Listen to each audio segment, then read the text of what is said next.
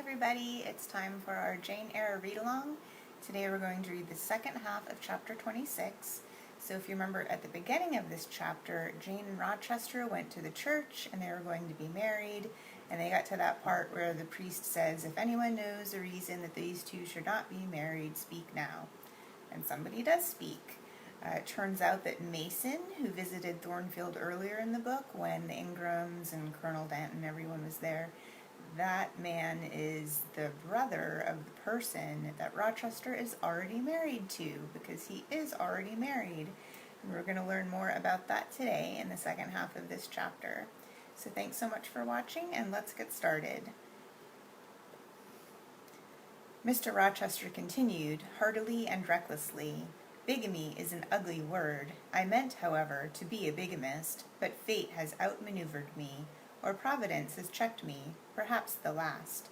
I am little better than a devil at this moment, and, as my pastor there would tell me, deserve no doubt the sternest judgments of God, even to the quenchless fire and deathless worm. Gentlemen, my plan is broken up. What this lawyer and his client say is true. I have been married, and the woman to whom I was married lives. You say you've never heard of a Mrs. Rochester at the house up yonder, Wood, but I dare say you have many a time inclined your ear to gossip about the mysterious lunatic kept there under watch and ward. Some have whispered to you that she is my bastard half-sister, some my cast-off mistress.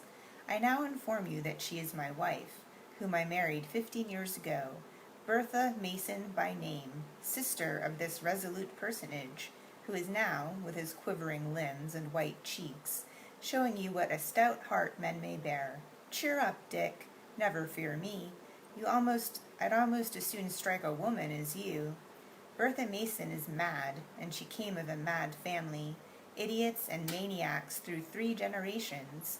Her mother, the Creole, was both a madwoman and a drunkard, as I found out after I had wed the daughter, for they were silent on family secrets before. Bertha, like a dutiful child, copied her parent on both points. I had a charming partner, pure, wise, modest. You can fancy I was a happy man. I went through rich scenes. Oh, my experience has been heavenly, if only you knew it. But I owe you no further explanation. Briggs, Wood, Mason, I invite you all to come up to the house and visit Mrs. Poole's patient and my wife. You shall see what sort of a being I was cheated into espousing, and judge whether or not I had a right to break the compact, and seek sympathy with something at least human. This girl, he continued, looking at me, knew no more than you would of the disgusting secret. She thought all was fair and legal, and never dreamt she was going to be entrapped into a feigned union with a defrauded wretch, already bound to a bad, mad, and embruted partner. Come, all of you, follow. Still holding me fast, he left the church. The 3 gentlemen came after. At the front door of the hall we found the carriage. Take it back to the coach-house, John, said Mr. Rochester coolly. It will not be wanted today. At our entrance, Mrs. Fairfax, Adele, Sophie, Leah, advanced to greet and meet us. To the right about, every soul, cried the master. Away with your congratulations. Who wants them? Not I. They are 15 years too late. He passed on and ascended the stairs, still holding my hand, and still beckoning the gentlemen to follow him, which they did. He mounted the first staircase, passed up the gallery, proceeded to the 3rd story. The low black door, opened by Mr. Rochester's master key, admitted us to the tapestried room, with its great bed and its pictorial cabinet. You know this place, Mason, said our guide. She bit and stabbed you here. He lifted the hangings from the wall, uncovering the 2nd door. This, too, he opened. In a room without a window, there burnt a fire guarded by a high and strong fender, and a lamp suspended from the ceiling by a chain. Grace Poole bent over the fire, apparently cooking something in a saucepan. In the deep shade, at the farther end of the room, a figure ran backwards and forwards. What it was, whether beast or human being, one could not, at first sight, tell. It groveled, seemingly, on all fours. It snatched and growled like some strange wild animal, but it was covered with clothing, and a quantity of dark, grizzled hair, wild as a mane, hid its head and face. "Good morrow, Mrs. Poole," said Mr. Rochester. "How are you today, and how is your charge?" "We're tolerable, sir, I thank you," replied Grace, lifting the boiling mess carefully onto the hob. "Rather snappish, but not rageous." A fierce cry seemed to give lie to her favorable report. The clothed hyena rose up and stood tall on its hind feet. "Ah, sir, she sees you," exclaimed Grace. "You'd better not stay." "Only a few moments, Grace. You must allow me a few moments." "Take care, then, sir, for God's sake, take care." The maniac bellowed. She parted her shaggy locks from her visage and gazed wildly at her visitors. I recognized well that purple face, those bloated features. Mrs. Poole advanced. "Keep out of the way," said Mr. Rochester, thrusting her aside. "She has no knife now, I suppose, and I'm on my guard." "One never knows what she has, sir. She is so cunning. It is not in mortal discretion to fathom her craft." "We had better leave her," whispered Mason. "Go to the devil," was his brother-in-law's recommendation. "Where?" cried Grace. The three gentlemen retreated simultaneously. Mr. Rochester flung me behind him.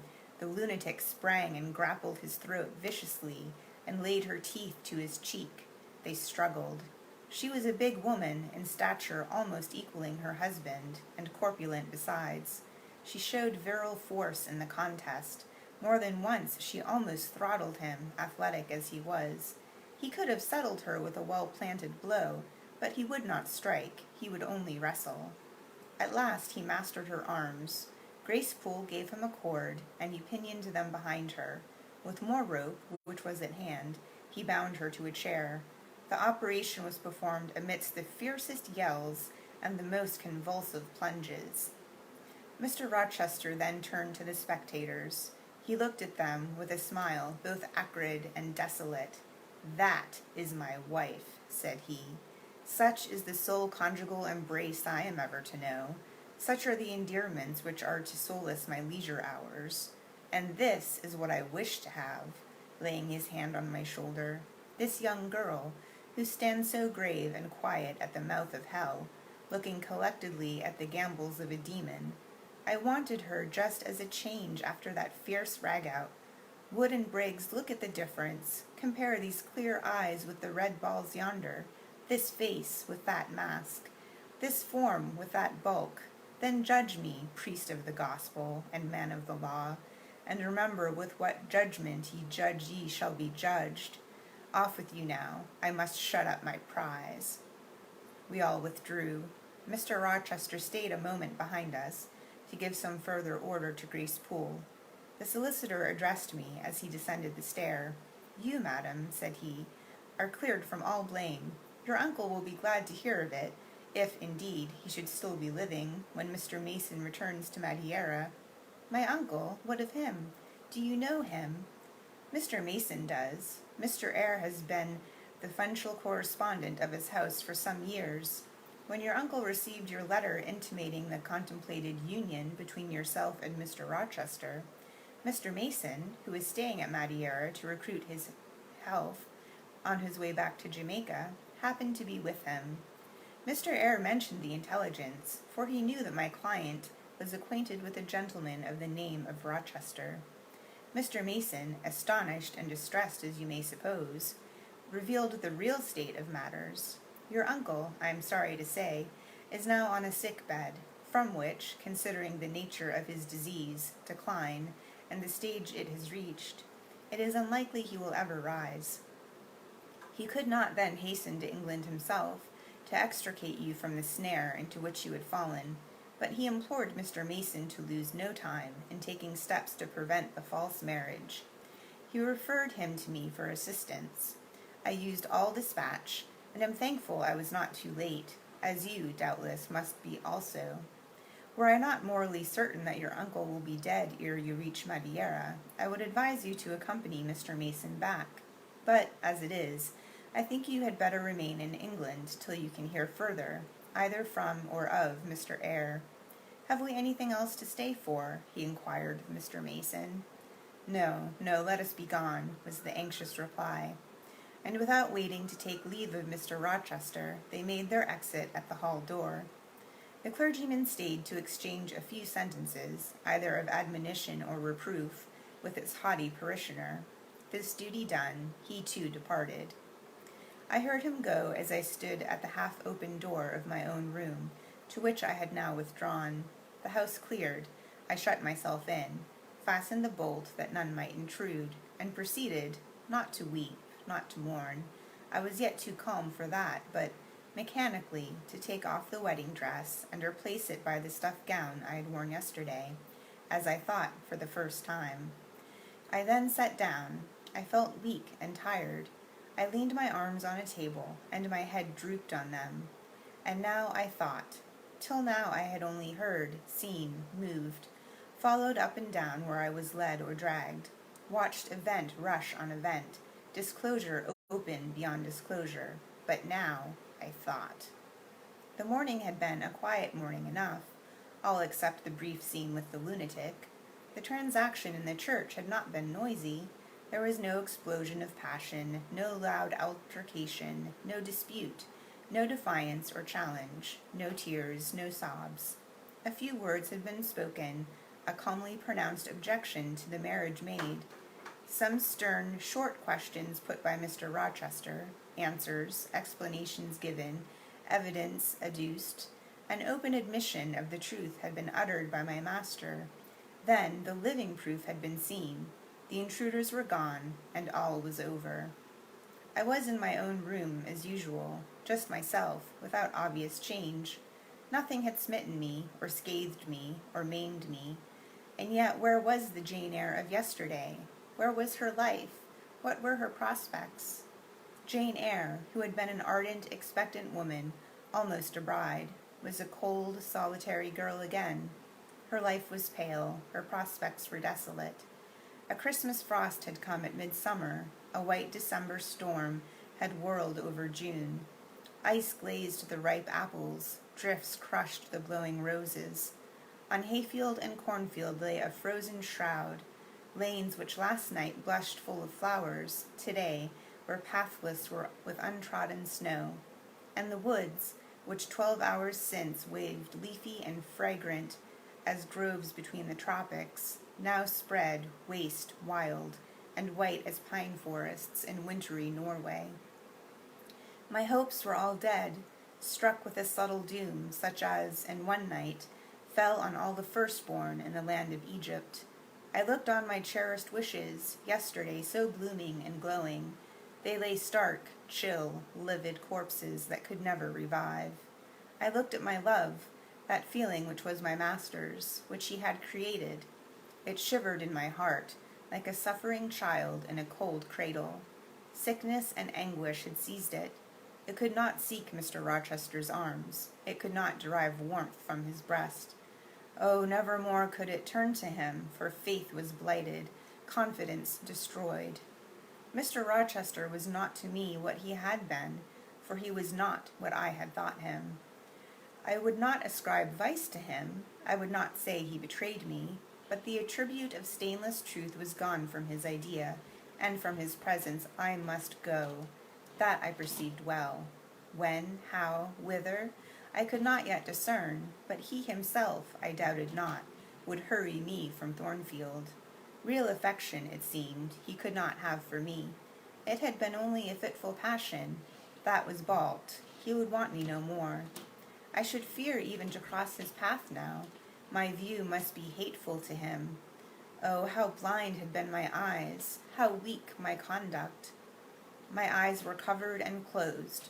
Eddying darkness seemed to swim around me, and reflection came in as black and confused a flow.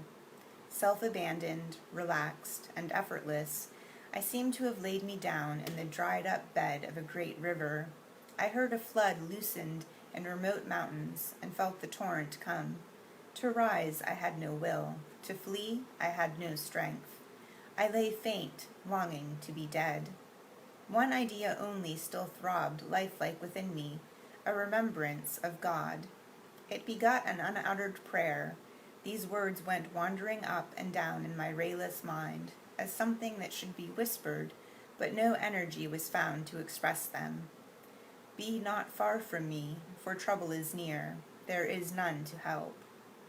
It was near, and as I lifted no petition to heaven to avert it, as I had neither joined my hands, nor bent my knees, nor moved my lips, it came.